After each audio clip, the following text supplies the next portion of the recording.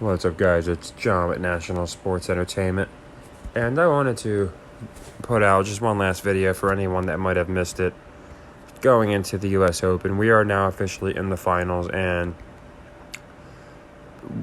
both of the people we have winning are in the finals. Obviously, Alcaraz just lost. I thought it would be Djokovic-Alcaraz, but I'm certainly not complaining because I have Djokovic winning, so I'd much rather go up against Medvedev, however you say his name, and he's getting a little bit over 2-1. So there's hedge opportunity there. And then on the women's side, it's Gauff, Sabalenka. Now, this one I really like. I like both of them, but I actually like Gauff, even though she's not as big of a favorite as Djokovic. I like the women's end better than the men's end, just because I think everything has fallen perfectly into place for Coco. So you start off with the fact that she's going to be going up against a higher ranked player, a top 3 ranked player. She's an underdog. She's going to be cheered for it. Then you add in the fact that it's in Arthur Ashe. Obviously, she's going to be in Arthur Ashe. They've been talking about Arthur Ashe and the significance of Americans and, in tennis. There hasn't been a bunch. And the significance of Serena and how Coco is the next Serena. Now, they've been making the comparison so much to the fact where now Coco herself is saying she'd rather not be compared, which is nice. That's like, the professional thing you want to hear. But she loves Serena and wants to honor her legacy, all these different things. To me, it makes no sense, especially if you look at the men's side. Both those men are going to get booed. And I'm going to go into why they're going to get booed out of the stadium in a second. But yeah, so Coco to me is just a great pick. I think she's going to beat Sabalenka. There's just so many reasons I think it lines up perfectly. And after I go over both these games, I think you might see there's more politics in sports than you might imagine. So Coco's pretty political, which is fine. Everybody has their opinion.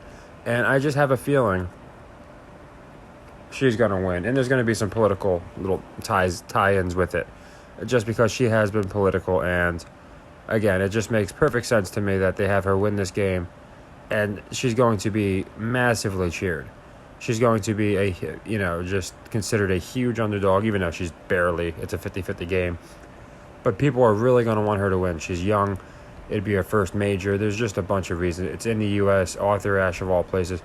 To me, it just makes sense she wins. Now, I'm going to go into the men's because I find, again, like I had said, I think not only do I think that politics ties in with this, but I also think that there's just a couple interesting things, including numbers and symbolism, that I like Djokovic. I think he's going to win, but these are things that I came across that I'm curious what you guys might think. So as you can see, Carlos was upset, and it's going to be Djokovic, Medvedev. And what's interesting about this is three things. One is their seeds. As you can see, their seeds are 2 and 3. Now, I'm not a big number guy. I've never been a guy that jumps all over the gematria. But I do notice that Novak's at 23 majors that he's won. 2-3, obviously. With a loss, he would stay there. Now, again, this isn't me pitching why he's not going to win. I think he will win. I do think Djokovic will win. But I like to bring up anything brought to my attention, just in case somebody was really close to picking Medvedev, and maybe this decides to make you say, you know what, I actually think he's going to do it. I think Djokovic is going to do it, but the first reason I found interesting is the 23 here. Now, that's nothing for me because I could find almost any number sequence and we could make something out of that. But what I found really, really interesting was this. I was watching the game and I had the match, and I had noticed Moderna sponsoring the Open. I did not notice that. They showed it really quick because they have 52 sponsors embedded on these walls. And only from this angle where Alcaraz is serving from the left, the left hash, you can see it for a second and then it goes away. So obviously we have a guy who refused to take the vaccine, Djokovic, and I think that's really interesting because, in my opinion, they are extremely vindictive, and they're not going to help somebody that refused to take the vaccine. Now, the reason I don't think this is that big of a deal, there's two reasons. Is one, I think the people that didn't take this, some that did, and just in general with how things are coming out, I think they might have leverage, which would explain why Rodgers is getting treated well, why I believe Kyrie's going to have a good year. I went into this before, and in this case, why Djokovic might get some redemption. He got held out of the Open last year, and I just think that if he was going to be punished, they'll have him lose to the Golden Boy. Which kind of brings me into my third point. If they're going to punish Djokovic, they're not going to do it, in my opinion, by having the Russian guy beat him. The only thing that these guys hate more than an anti-vaxxer is a Russian. If you see how going from the fans all the way to the top of the tournament directors, because if you just watch how they are with Russians, they're openly biased against Russians. There are players who refuse to shake Russians' hands, and they hail those players as heroes. When it's messed up, these players have nothing to do with what's going on in their government, but they're being treated like they're the problem. And even Medi against, when he was playing Alcaraz yesterday, when he was faulting, the crowd was just going insane, just for a fault, not a double fault. So it's an interesting one, because, it's like we have two heels going against each other. So that was a little bit of an unusual swerve for me. Again, when I saw the Moderna sign, I wasn't too happy. But then when I saw he's going up against a Russian, I'm like, okay, well, that's basically a wash, because they hate Russians as much as they hate, in my opinion, somebody like Novak. And again, somebody like Novak might have leverage. We have to understand that. I'm sure Medvedev might have leverage. But in this case, again, Novak was forced. He was banned from participating. And it's another interesting thing. Both these guys were banned from certain tournaments. As you know, they banned Russian players and Belarusian players last year from some tournaments. And Djokovic was banned from some tournaments. So I think it's really interesting. Maybe they're getting redemption. You never know. Like, again, if they have leverage for whatever reason, then that would explain it. And when I see Aaron Rodgers, which is also interesting because he's playing in New York, basically it's the day after this. So what's interesting is technically tomorrow, the 11th, the 10th, we have Djokovic playing Med, and they're going to be playing around the same time as the Giants game, both taking place in New York. And then the next night, we have Aaron Rodgers for the Jets. And then McEnroe actually had just brought up a day or two ago how he would love to do a dual interview with Djokovic and Rodgers. So, of course, they were both two of the players that took big positions on the vaccine. So I find that interesting, too. McEnroe's bringing up that. So I feel like they know something, and I do think Djokovic is going to win this.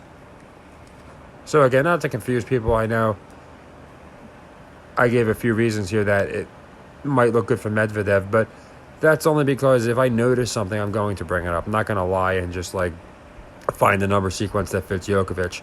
I found the Moderna thing very, very interesting. But, again, I think that can work both ways.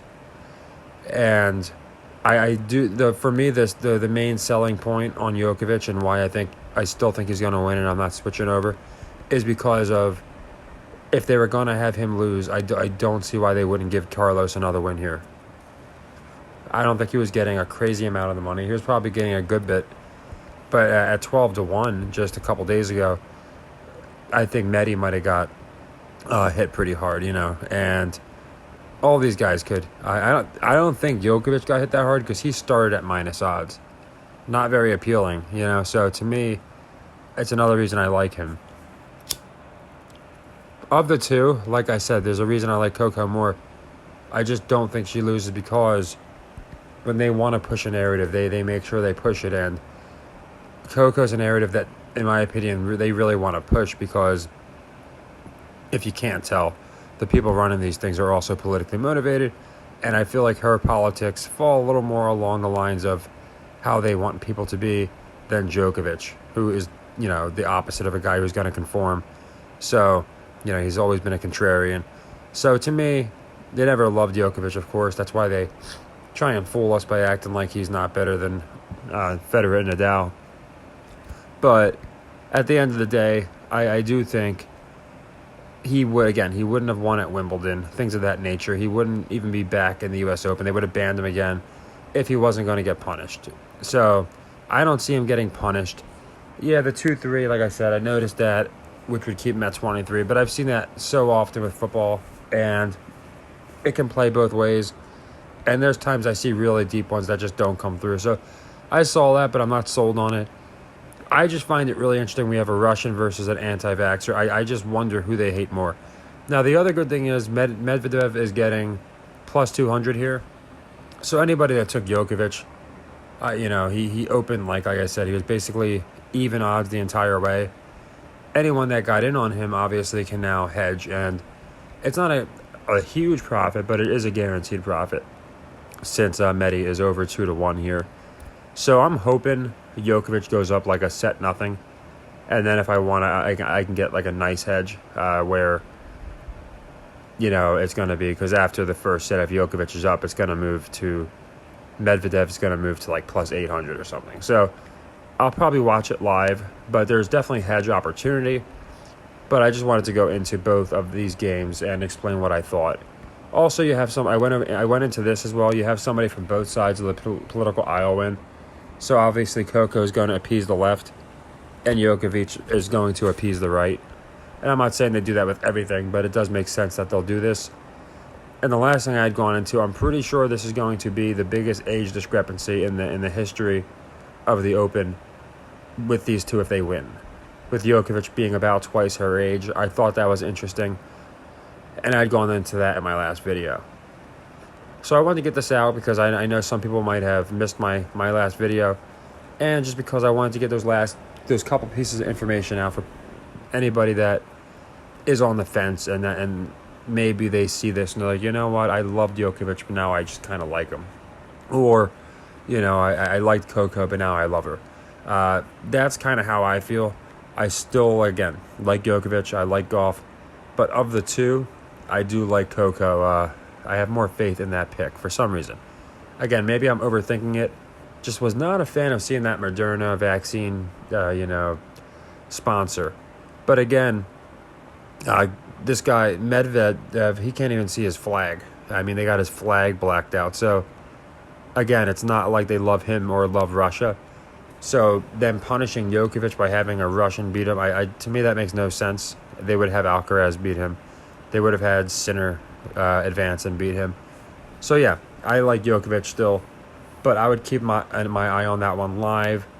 Definitely to take advantage of hedge opportunities. If Djokovic goes up in the first set, we could definitely be looking at a 5-setter. So I'll almost definitely be putting a tiny bit on Med. Should he lose the first set, like I said, he should move to like 8-1 underdog if he does drop the first set, and then we're going to be guaranteed a nice little profit either way. So, like I said, I know I've covered it a couple times already. I just wanted to go into why I like both of these teams. I noticed it seems like, in tennis, they are really political. Whether it's the sponsors, whether it's the way they speak, whether it's the players themselves. You see how they treat the Russians. Djokovic got treated that way. It's an interesting one. Even, Wimbledon was interesting as well. You have a lot of the kings and such and authority figures showing up at the Open. It's a very prestigious event, so I think these ones tie in politically as much, if not more than most of the other sports. So let me know what you think about Coco probably making history. About Djokovic, he would also be making history. He already has the most majors, but he would move to 24. And just, obviously, with everything he's done, it would be historic. And let me know what you think of the Moderna thing. If you think maybe it's just a coincidence, like, well, they are pushing it, so it's not a shocker they would have the sponsor. I just noticed it for the first time, and I've been watching a lot of tennis matches in Arthur Ashe on that court. So let me know if you've seen it before. I've seen the Rolex ones. I've seen the United Emirates Airlines. the Duolitle. I think it's spelled Doilitle. I've seen a lot of the different sponsors. I have not seen Moderna. I saw J.P. Morgan, but it was my first time seeing Moderna. I thought it was odd, but I think it's some kind of a reverse thing where the guy who is screwed by Moderna is going to win in the home of Moderna, like not the home of Moderna, but it's kind of like because their names being displayed inside. I think Djokovic is going to get his redemption there. So yeah, Coco, Djokovic are my plays. You could parlay them, but I'm just playing. I already got in on them as I went over a bit ago. Coco was at pretty good plus odds when I got her, almost 300, and Djokovic just about even odds, and now we could hedge if we want. So both are looking good. I just wanted to go into everything new that I had noticed and see what you guys thought. I'll have my football video out later. My video right before this one, I go into my four of the games that I liked for college, and then the few there's about three other ones that I decided I found afterwards. I always post them on my Buy Me a Coffee, so if anyone subscribed on there that hasn't seen them yet, I just sent them out like 30 minutes ago. I fell asleep and just woke up a little bit ago, so you can check that out if you haven't had a chance to see it yet and you're seeing this video. I also posted it in the Discord and all that. But yeah, I found this very interesting, and I'm going to be curious how many times they bring up Serena and Arthur with Coco here. I'll place the over-under at 12.5, how many times they mention either of their names. And then with Djokovic and Medvedev, I'm wondering if they're going to mention how both of them were banned and treated poorly compared to the other players. If they're going to bring up Djokovic's vaccine status, how he couldn't play last year. I feel like that's going to be the main narrative of that game. And then you have Coco, who's the face in wrestling terms, going to get cheered so hard. I think she's going to win. On the men's side, since he knocked out Alcaraz, Medvedev might be the heel, but Djokovic is always the heel. He's joked about being hated in New York. Don't forget they have political opinions in New York. So I think he's going to win. He's the bad guy, the heel, quote, in wrestling terms, whereas Coco is the white-hot babyface. So, again, you kind of appease both sides. And I think it's more gratifying for Coco she wins because Carlos winning, not that it takes it away from her, but obviously the big story is going to be Carlos wins. But Coco wins, and then it's not someone that the fans love like Alcaraz. She's going to get more love.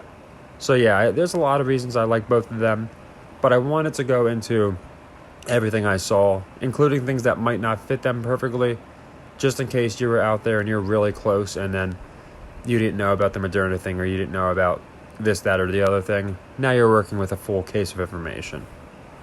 So thank you, everyone that's been showing so much love. We've been growing really quick, rapidly, and we already were. It's just now with football season, obviously, it's just what people like to see the most. We've been doing a great job analytically, and it means a lot. We were shut down I wish I could make it up, but as I mentioned before, we were shut down literally on Christmas at 999 subscribers, which, as you know, if you've watched my channel, I'm not a numbers person. I am a numbers person, but not as far as something like that. To me, it's always been a movement. But, of course, they undoubtedly did it because that's when a channel can monetize. This time I'm not doing that. I'm not even applying. I'm hoping I can completely bypass the human review. But we came back strong, started back up at zero, just less than a year ago, and we've gone really strong since then. So I appreciate everyone that's given the channel a chance and just showing so much love, always providing insight in the comments, making the Discord great. It all means a lot, and I appreciate all the new people that have given the channel a chance. And we've been doing really good with the system as I've gone into. So yeah, just let me know what you think. As always, I always appreciate it. And take care and happy earnings.